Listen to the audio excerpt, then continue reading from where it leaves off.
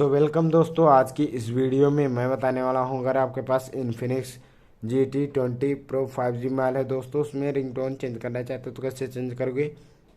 यहाँ पर आपको सेटिंग को ओपन कर लेना है। ओपन जैसे ही करते हैं यहाँ पे स्क्रॉल करेंगे और साउंड एंड वाइब्रेशन पे क्लिक कर देना है। इतना करने के बाद आपको सिम 1 सिम 2 जिस सिम में आप रिंगटोन चेंज करना चाहते हो उस पर क्लिक कर देना है। इतना करने के बाद देख सकते हैं बहुत सारी रिंगटोन आ चुकी हैं और जिन रिंगटोन को लगाना चाहते हो उस पर क्लिक करके देख सकते हैं ये प्ले हो चुकी है।